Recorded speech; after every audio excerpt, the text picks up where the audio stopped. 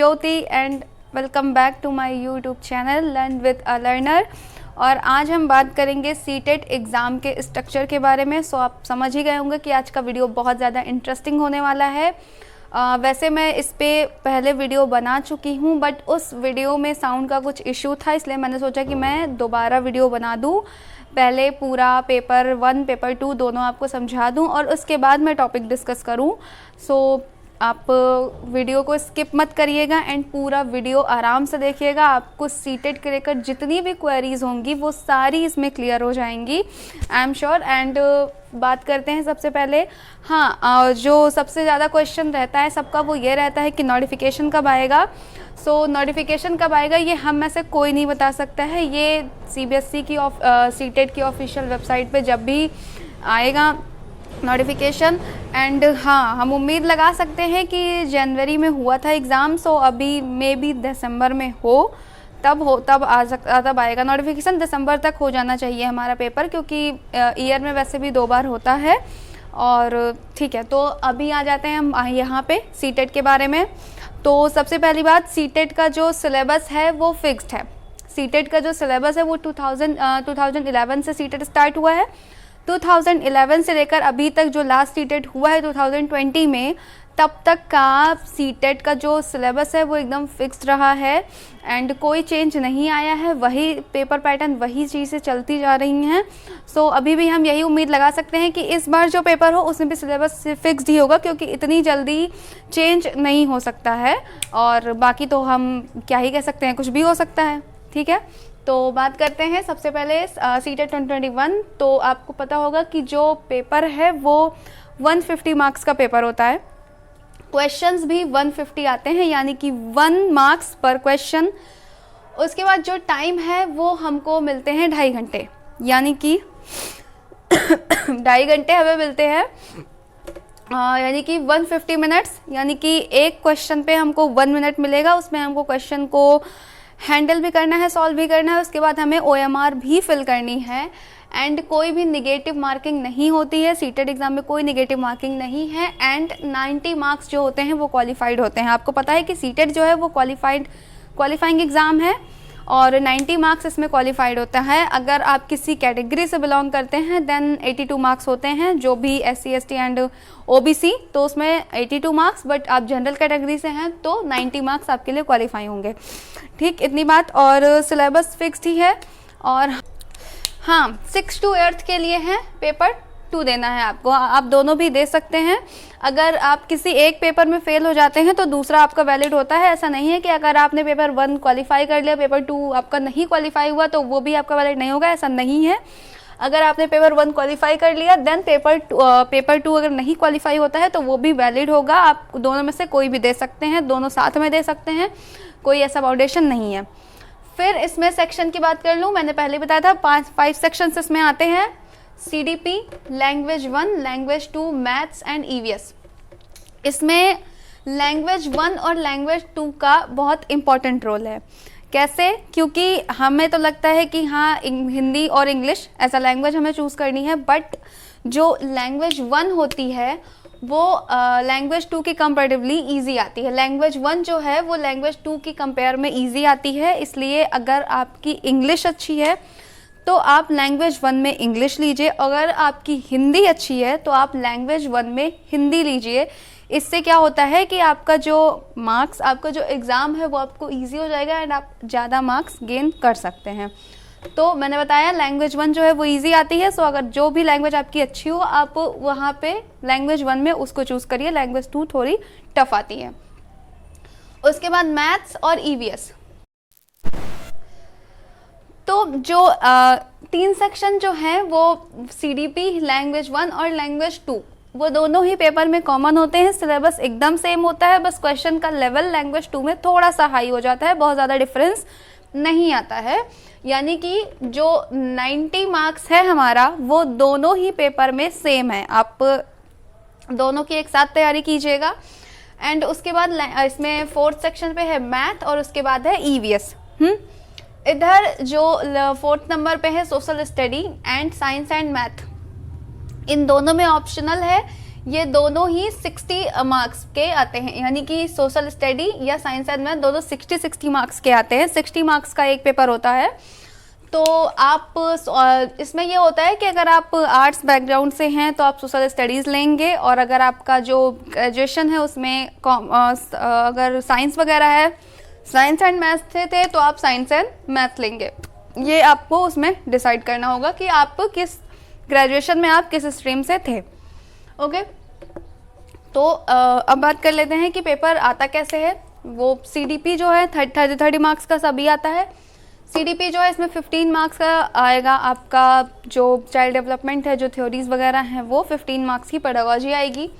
Language 1 में अगर आपने हिंदी चूज़ किया है लैंग्वेज 1 में, तो लैंग्वेज 1 में क्या होता है कि लैंग्वेज 1 जो होती है उसमें 15 मार्क्स की पेडागोजी आती है, और जो बचे हुए 15 मार्क्स होते हैं उसमें एक पैराग्राफ आता है जो RC जिसे हम बोलते हैं, रीडिंग कॉम्प्रिहेंशन, और एक पोइट्री आती है, और उससे आपको क्वेश्चंस मिलते हैं, उनको आपको सॉल्व करना है। मैंने पहले ही बताया था अगर आप सीटेट एग्जाम का प्रिपरेशन कर रहे हैं तो ग्रामर आपको नहीं पढ़नी है। सीटेट में ग्रामर नहीं आती है, ग्रामर के कोई क्वेश्चन नहीं पूछे जाते हैं। हाँ, जो पैराग्राफ होता है उनसे एक आध क्वेश्चन पूछ ले जाते हैं, लाइक एंटोनिम्स सिनोनिम्स पूछ लिया, या फिर कोई वर्ड उसी लाइन में कोई वर्ड पूछ लिया कि ये कौन सा पार्ट्स ऑफ स्पीच है। तो वो बेसिक ग्रामर इतनी हम लोग की क्लियर होती है कि हम इनको हैंडल कर ले जाएं। प्रैक्टिस हमें RC की करनी होगी, प्रैक्टिस जो करनी होगी वो हमें पैराग्राफ की करनी होगी। हिंदी में हम उसे पठित पद्यांश बोलते हैं, उसकी हम प्रैक्टिस करनी होगी, और पोएट्री की। तो लैंग्वेज 1 और लैंग्वेज 2 हिंदी और इंग्लिश दोनों में ही हमें जो 15 मार्क्स हैं जिसमें पैराग्राफ आता है और पोएट्री आती है, उसमें हमें प्रैक्टिस करनी होगी। प्रैक्टिस से ही वो हमारा क्लियर होगा, क्योंकि हमें नहीं पता कि किस जॉनर से हमें पैराग्राफ मिल जाएगा। सो हमें प्रैक्टिस करनी होगी 15 मार्क्स में। लैंग्वेज 2 में क्या होता है, अगर आप लैंग्वेज 1 लेते हैं, यहाँ पे एक डिफरेंस है कि अगर आप लैंग्वेज 1 लेते हैं तो आपको एक पैराग्राफ और एक पोएट्री मिलेगा। अगर आप लैंग्वेज 1 में हिंदी ले रहे हैं तो हिंदी में आपको एक पैराग्राफ मिलेगा और एक पोएट्री मिलेगी। बट अगर आप लैंग्वेज 2 में अगर आप इंग्लिश ले रहे हैं तो दोनों ही आपको पैराग्राफ मिलेंगे, यानी कि लैंग्वेज 1 में सिर्फ पोएट्री रहेगी, लैंग्वेज 2 में पोएट्री नहीं आएगी, इसमें दोनों ही पैराग्राफ आएंगे, RC आएगा दोनों ही। और अगर आप लैंग्वेज 2 में हिंदी लेते हैं तो लैंग्वेज 2 में आपको मिलेगा लैंग्वेज 2 में आपको अपठित गद्यांश मिलेगा, यानी कि RC मिलेगा। तो ऐसा हम मानते हैं कि जैसे इंग्लिश का जो पोएट्री होता है उसको सॉल्व करना थोड़ा टफ होता है, लाइक वो क्या लिटरेचर के क्वेश्चंस आ जाते हैं, तो उसको हैंडल करना थोड़ा टफ होता है। इसलिए हम हमेशा ये प्रेफर करते हैं कि लैंग्वेज 2 हम इंग्लिश लें और लैंग्वेज 1 हम हिंदी लें, क्योंकि हिंदी हम सबकी अच्छी होती है। ऑब्वियस सी बात है, हम इंडिया में हैं, यूपी में पढ़े हैं, हिंदी हम सबकी अच्छी होती है। सो यहाँ से यूपी की तो बात करिए मत, क्योंकि सीटेट जो होता है वो सेंट्रल लेवल का होता है।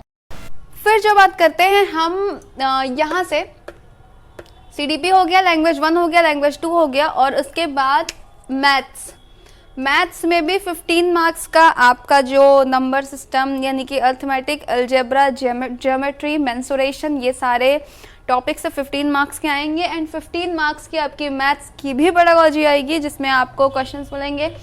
EVS में क्या होता है कि EVS जो है ये पूरा NCERT आता है, यानी कि जो थर्ड EVS पढ़नी, अगर आपको सीटेट का जो EVS है इसमें आपको 3rd to 5th, okay, 3rd to 5th की जो NCERT की बुक होती है उससे आपको पढ़ना। अगर आप 3rd to 5th, 3rd, 4th and 5th तीनों ईयर का जो NCERT बुक है उससे अगर आप पढ़ लेते हैं तो ये आपका पूरा प्रिपेयर हो जाएगा। और इसके लिए आपको बुक खरीदने की ज़रूरत नहीं है। आप सबको पता है कि NCERT के बहुत सारे ऐप्स हैं जो आप प्ले स्टोर से एप्लीकेशन डाउनलोड कर लीजिए, और उसमें आपको 1st to 12th तक की बुक NCERT मिल जाएगी। और बहुत छोटे छोटे टॉपिक हैं, क्योंकि 3rd, 4th, 5th क्लास के बच्चों की बुक है, तो हम समझ सकते हैं कि उसका लेवल कितना लो होगा। बहुत ही बेसिक लेवल के उसमें टॉपिक्स हैं, उसे आप पढ़ लीजिए। एक स्टोरी टाइप उसमें है, बहुत बच्चों वाली स्टोरी टाइप उसमें है, तो उसको आप पढ़ लीजिए, आपको क्लियर हो जाएगा इस EVS, ये वाला सेक्शन EVS का। इधर का जो सोशल स्टडीज़ आता है वो डिफरेंट आता है। इसमें आपको 6th to 8th, ठीक, इसमें आपको 6 to 8th लेवल तक का सोशल स्टडीज़ का जो NCERT है, 6 to 8 तक का जो है सोशल स्टडीज़, यानी कि इसमें हिस्ट्री भी आएगा, ज्योग्राफी भी आएगा, पॉलिटी भी आएगा और जो सिविक्स है वो भी आएगा। ये तीनों आपको पढ़ना है, ओके। और फिर यहाँ पे साइंस एंड मैथ्स में, जो साइंस एंड मैथ्स का जो सिलेबस है, इसके लिए भी NCERT प्रेफर करेंगे हम। साइंस एंड मैथ्स के लिए इनका लेवल थोड़ा हाई होता है, साइंस 6 to 8th लेवल तक का साइंस एंड मैथ, यानी कि आप सीधा सीधा ये समझ लीजिए कि इन दोनों में से 4th और 5th 60 मार्क्स के जो आप पेपर 2 का जो 60 मार्क्स हैं, इसकी प्रिपरेशन के लिए आपको 6 to 8th की NCERT पढ़नी पड़ेगी, उससे ही आपको सारे क्वेश्चंस मिल जाएंगे। और अगर आप स्पेशली सीटेट की बुक जो होती है, यानी कि जो सीटेट एग्ज़ाम के लिए ही बुक्स होती हैं, अगर आप उन्हें नहीं लेते हैं तो भी अगर आप NCERT प्रेफर करते हैं, NCERTs अगर आप पढ़ते हैं, तो आपका सीटेट का जो कॉन्सेप्ट है, बेसिक कॉन्सेप्ट, वो बहुत अच्छे से क्लियर हो जाएगा एंड आपकी प्रिपरेशन बहुत अच्छी हो जाएगी। और प्रीवियस ईयर क्वेश्चन, यानी कि प्रीवियस ईयर क्वेश्चन की बुक और NCERT की जो बुक्स होती हैं उनको आप पढ़ रहे हैं तो आपका प्रिपरेशन काफ़ी अच्छा होगा। इतनी ही नॉलेज के साथ ये वीडियो को मैं यहीं पे ख़त्म करती हूँ। एंड हाँ, आप अपनी प्रिपरेशन को स्टार्ट करिए, आप अपना टारगेट बनाइए 120 प्लस का टारगेट बनाइए। और जो भी मैं टिप्स आपको दे रही हूँ अलग अलग सेक्शन की, अलग अलग सब्जेक्ट की, उन टिप्स को आप फॉलो करते रहिए। मैं यहाँ पे हर एक टॉपिक को भी डिस्कस करूँगी, जितने इंपॉर्टेंट टॉपिक्स मैंने बताए हैं मैं सारे टॉपिक को डिस्कस करूँगी, सारे टॉपिक आपको समझाऊंगी। आप 120 प्लस का टारगेट बना के मेरे साथ प्रिपरेशन करिए एंड आपका 120 प्लस आएगा एंड क्वालिफाई होगा। वैसे तो एग्ज़ाम का क्वालिफाइंग मार्क्स 90 है, बट अगर और ज़्यादा आ जाते हैं तो फिर इसमें तो कोई हर्ज है नहीं। तो आपको मेरी वीडियो पसंद आई हो तो प्लीज़ मेरे वीडियो को लाइक करिए, मेरे चैनल को सब्सक्राइब करिए एंड अपने फ्रेंड्स के साथ जो भी सीटेट एग्ज़ाम की प्रिपरेशन कर रहे हैं उनको आप ये वीडियो शेयर करिए। Thank you so much, bye bye.